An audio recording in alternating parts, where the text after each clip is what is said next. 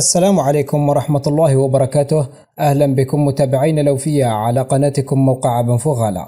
فيديو جديد للتسجيلات الجامعية النهائية ومشكلة دفع الحقوق بالحوالة، وبعد مرور 24 ساعة لا تظهر الخانة الخاصة بطبع شهادة تأكيد التسجيلات النهائية عبر الخط من موقع بروغرس، وسحب شهادة قبول الإيواء بالنسبة للطلبة الذين يتساءلون، وحل مشكلة طبعا التسجيلات الجامعية النهائية. الذين لم يقوموا بأي تسجيل عندما يدخلون الموقع يجدون الزر قد تم تفعيله. كيف نحل تلك المشكلة وأسئلة أخرى يطرحها كثير الطلبة استقيناها من مختلف التعليقات في مختلف الفيديوهات التي وضعناها حول هذه المواضيع. هذا الفيديو سيكون مخصص للإجابة عن أسئلة الطلبة. بالنسبة لمن فاتهم موعد التسجيلات الجامعية النهائية، طبعا على سبيل المثال التاريخ نتاعهم كان 6 سبتمبر 2021 واليوم 7. ما الذي ينبغي عليهم فعله؟ كما تشاهدون عندما تلج إلى موقع بروغرس الخاص بالتسجيلات الجامعية النهائية تجد طبعا تقوم بوضع رقم التسجيل الخاص بالبكالوريا والرقم السري سواء كان حروف كبيرة أو صغيرة أو أرقام، ثم تضغط على زر سو كونكتي. عندما تضغط على زر سو كونكتي قبل ذلك سنجد في الموقع هذه الإشارة، سنجد في الموقع هذه أو هذا التنبيه باللون الأحمر الذي معناه باللغة العربية: حسابات الدخول الخاصة بالطلبة تفعل حسب تاريخ الموعد المحدد في شهادة التوجيه الجامعي اللي سحبتها من موقع أورينتاسيون. قبل الموعد لا يمكنك الولوج للأرضية، ولكن بعد مرور الموعد، يعني على سبيل المثال الموعد تاعك انت في 6 سبتمبر، إذا دخلت اليوم إلى ذات الموقع فإنه يمكنك ولوج الموقع والقيام بالتسجيلات الجامعية النهائية بشكل عادي وعادي جدا. إذن إخواني كما تشاهدون طبعا إذا دخلت للموقع على سبيل المثال وضغطت على زر كونفيرماسيون تخرج لك هذه العبارة: فوتر انسكريبسيون اي فاليدي، يعني تم تفعيل تسجيلك الجامعي النهائي، علما أنك لم تدخل إلى الموقع ولم تقم بتسديد حقوق التسجيلات الجامعية لا بالبطاقة الذهبية ولا بالحوالة التي تسحب من الموقع. تتفاجأ بظهور عبارة فوتر انسكريبسيون اي فاليدي، يعني تم تفعيل تسجيلك. الحل وش هو إخواني أخواتي؟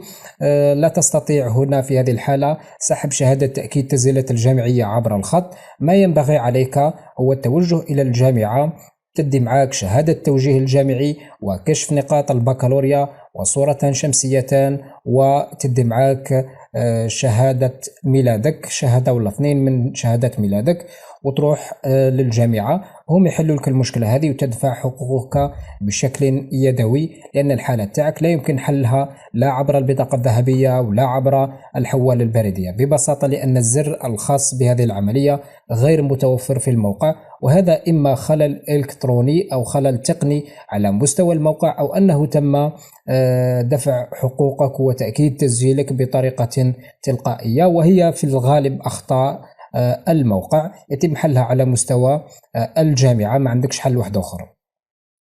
بالنسبة للذين لم يسجلوا التسجيلات الجامعية الأولية، إذا رحت الموقع التسجيلات الجامعية الأولية لسحب شهادة توجيهك الجامعي لحامل بكالوريا 2021 يمكنك الولوج إلى الموقع عبر الرابط التالي orientation-uasi.dz. تلقاو الرابط في أول تعليق، كذلك أسفل هذا الفيديو. دخل رقم تسجيل البكالوريا والرمز السري الموجود في كشف النقاط تاعك. يمكنك سحب شهادة توجيهك الجامعي بشكل عادي جدا، وتقوم بالتسجيلات الجامعية النهائية وتدي معك الملف العادي وتروح تسجل في الجامعة بشكل عادي وعادي جدا. بالنسبة إخواني أخواتي كما قلنا طريقة الحوالة البريدية لا أنصح بها الطلبة، خصوصا تاع يوم غدا 8 سبتمبر وحتى 9 سبتمبر لا تقوموا بالتسجيل بالحوالة البريدية، يعني تسحب حوالة بريدية من الموقع تروح تسلك في لابوست بعد 24 ساعة باش يتم قبول حوالتك البريدية، وبالتالي يسمح لك بسحب شهادة التسجيلات الجامعية النهائية. هذه الطريقة راهم داروها الناس وفات 24 ساعة وما خرج لهمش الزر الخاص بسحب شهادة التسجيلات الجامعية، لذلك لا أنصحكم به. نصيحتي لكم قوموا بتسديد حقوقكم عبر البطاقة الذهبية، ولمن لا يملك بطاقة ذهبية فنحن نقدم هذه الخدمة. ما عليكم إلا التواصل معنا عبر صفحتنا على فيسبوك، تدفعون الحقوق عبر CCP الخاص بنا ونحن مباشرة نقوم بالتسديد نيابة عنكم، طبعا بعد تزويدنا برقم التسجيل الخاص بالبكالوريا والكود الموجود في كشف النقاط نقوم بتسديد الحقوق ببطاقتنا الذهبية، ويسمح لكم بسحب شهادة تأكيد التسجيلات الجامعية النهائية في الحين، يعني في دقيقتها تخرج الشهادة تاعك وتروح تسجل في الجامعة بشكل عادي. بالنسبة لسحب شهادة قبول الإيواء الجامعي، طبعا هي ضرورية في الملف الجامعي، والكثير من الطلبة الذين تواصلوا معنا أخبرونا أنهم عندما ذهبوا للقيام بالتسجيلات الجامعية النهائية على مستوى مديرية الخدمات في الجامعة تاعهم، يعني ملف الغرفة الجامعية لدارين الإقامة، طبعا لما صوروا لهم الموقع كما شرحنا في المرة السابقة طبعا تم رفضه، وقالوا لهم جيبوا لنا شهادة قبول الإيواء الجامعي من موقع الخاص ب طبعا الخدمات الجامعية اللي هو موقع بروغريس اونو، نحط لكم الرابط تاعو بعد قليل. لذلك ينبغي عليكم طبعا الولوج إلى الموقع اللي هو الخاص بالإيواء الجامعي. طبعا هذا ليس موقع الإيواء الجامعي، هذا موقع التحويلات الجامعية. تدخل لموقع الإيواء الجامعي اللي هو هذا progress.amsrs.dz/web-ono. بالنسبة للذين طبعا سجلوا تسجيلاتهم الجامعية وسدوا حقوق التسجيلات وسحبوا شهادة التوجيه الجامعي، في هذاك النهار تقدر تدخل للموقع نورمال وتقوم بسحب شهادة قبولك الجامعي. وإذا لم يسمح لك الموقع فقم بالدخول للموقع يوم 11 سبتمبر حتى تظهر نتيجتك وتسحب شهادة قبول الإيواء الجامعي وتروح تديها وتدفع الدوسي على مستوى مديرية الخدمات الجامعية في الولاية نتاعك.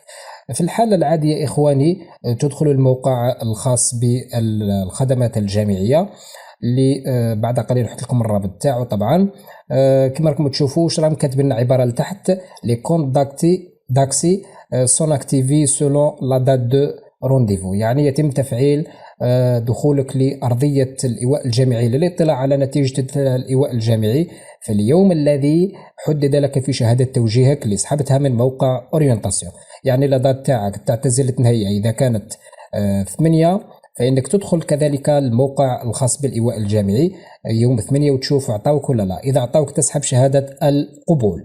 العبارة كما قلنا معناتها أنه تقدر تدخل الموقع هذا في التاريخ المحدد لك في شهادة التوجيه الجامعي. على سبيل المثال كما راكم تشوفوا هنايا شهادة التوجيه الجامعي تاع هذا الطالب هي 7 سبتمبر 2021، يعني اليوم 7 سبتمبر يقدر يدخل للموقع الخاص بالخدمات الجامعية يشوف الإيواء أعطوه ولا لا. إذا أعطوه يسحب شهادة قبول الإيواء الجامعي ويديها معاه باش يدفعها في ملف الإيواء الجامعي. وإذا كان لدات تاعو 8 يدخل نهار 8 يقوم بالتسجيلات الجامعية النهائية وكذلك يسحب شهادة قبول الإيواء الجامعي. وبالنسبة اللي فاتهم لادات يقدروا يدخلوا للموقع بشكل عادي. أما إذا ما قدرتش تدخل للموقع وهذه حالة ثانية تدخل نهار 11 سبتمبر 2021 وتشوف الإيواء الجامعي تاعك عطاوك ولا لا. إذا عطاوك تسحب شهادة قبول التوجيه الجامعي، وإذا تم رفضك فهذا يعني أنك إما إذا كنت ذكر هذا يعني أنك قريب للجامعة أقل من 50 كيلومتر وهذا ما عندكش الحق باش تدي الإقامة، وإذا كنت أنثى هذا يعني أنك قريب للجامعة أقل من 30 كيلومتر وهذا لا يعطيك الحق أنك تدي الإيواء الجامعي. وحالة واحدة أخرى اللي عمرهم فوق 28 سنة لا يسمح لهم بالإيواء الجامعي إلا إذا كانوا يسكنوا خارج الولاية، وهذه يمدوا لهم في هذه الحالة. متفاهمين يا أبطال؟ بالنسبة لبداية التحويلات الجامعية سواء كانت التحويلات الجامعية الداخلية أو كانت التحويلات الجامعية الخارجية فهي تكون عبر موقع progress.amsrs.dz/web-etu. طبيعة الحال كما راكم تشوفوا بالنسبة لرزنامة التسجيلات الجامعية معالجة الحالات الخاصة تكون من 11 حتى 19، يعني نهار 11 تبدأ التحويلات الجامعية. يمكنكم الولوج إلى ذات الموقع اللي درنا فيه التسجيلات الجامعية النهائية وتطلبوا التحويل الجامعي. إذا كان تحويل داخلي من تخصص لتخصص داخل نفس الولاية تاعك فإنك لا تحتاج إلى وثائق. وإذا كان عندك تحويل خارجي يعني من ولايتك لولاية واحدة أخرى سواء كان بنفس التخصص ولا تحوس تبدل تخصص في ولاية واحدة أخرى فهذا يتطلب منك جملة من الوثائق. وثائق. بالنسبة للملف البيداغوجي يعني اللي تدفعوا في الكلية تاعك، أولا استمارة التسجيل هذه يعطوها لك ثم تسجل تعمرها، شهادة توجيه تسحب موقع اورينتاسيون، وكشف النقاط الاصلي تاع البكالوريا ماذا بك دير نسخ عليه، دير عليه 6 ولا 7 وتديهم معاك النهار اللي تروح تسجل. ممكن يطلبوا منك نموذج واحد اخر تزيد تعطيهم، وتدي معاك شهادة ميلاد، 3 تصاور، وتدي معك 3 تصاور وشهادة تأكيد تسجيل النهائي اللي نسحبوها من موقع progress.amsrs.design/web-e2. هذا هو الملف البيداغوجي اللي تدفع، يعني الملف تاع القراية تدفع في الكلية. بالنسبة لملف عفوا ماهوش تحويلات، هذا ملف الإيواء الجامعي يعني السكن الجامعي، نسخة من كشف النقاط تاع البكالوريا الأصلي، نسخة من شهادة مدرسية يعطوها لك بعد ما تسجل تسجيل بيداغوجي، تدي نسخة واحدة أخرى من شهادة مدرسية، تدي معك بطاقة إقامة تخرج من البلدية، زوج شهادات، واحدة صدرية واحدة عامة يخرجوا من السبيطار مجانا، وتدي معك زوج تصاور، واستمارة المعلومات يعطوها لك ثم في المقر تعمرها. هذا هو ملف الإيواء، ولا بد أن يكون مرفقا بالتحاليل الطبية اللي هي الأفاناس والأش بي اس والأش سي في والجليسيمي والجروباج.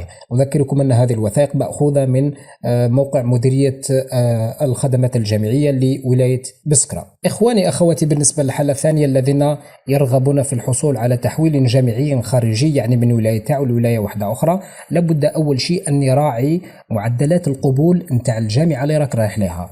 الملف الخاص بمعدلات القبول راح نحط لكم ان شاء الله في اول تعليق باش ترجع ليه وتشوف الولايه اللي راك رايح لها اسكو المعدل تاعك تاع البكالوريا اللي بديته يوصلك باش تقرا التخصص في ولايه خارجيه ولا لا.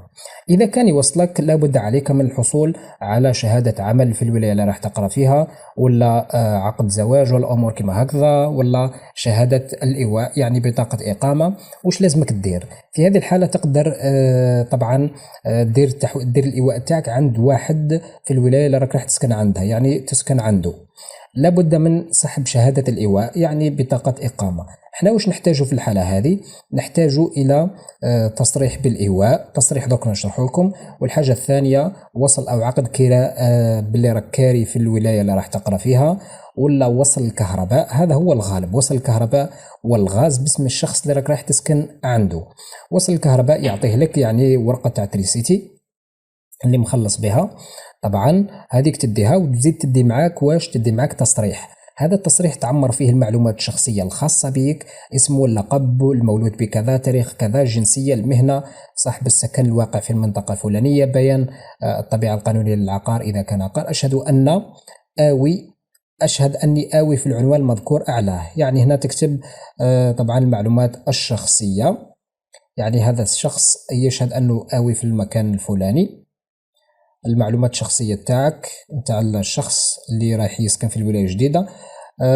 طبعا هذه معلومات واحدة أخرى تاع الشخص أنه يسكن في المكان الفلاني إلى غير ذلك، منذ الفترة كذا، حرر بكذا، يعني تعمر المعلومات هنايا. المهم بالنسبة لنا وش هو التالي: هنايا إمضاء الآوي، وهنا إمضاء المستفيد من الإيواء.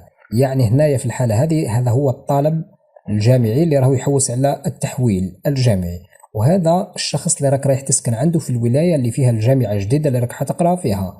طبعا هنا تعمر المعلومات الشخصية، هذا تصريح. طبعا كل تصريح كاذب يمكن أن يعرض صاحبه للعقوبات المنصوص عليها في التشريع المعمول به، وهذه تجلزها في البلدية بطبيعة الحال. هذا التصريح وتدي معك كما قلنا ورقة ريسيتي وتروح البلدية يخدموا لك تصريح بالإيواء باللي راك ساكن عند الشخص هذا، تدي التصريح بالإيواء، ومن خلاله تستطيع أن تقوم بطلب بطاقة إقامة. تستطيع طلب بطاقة إقامة يخرجوها لك من البلدية. هذيك بطاقة الإقامة وش نديروا بها؟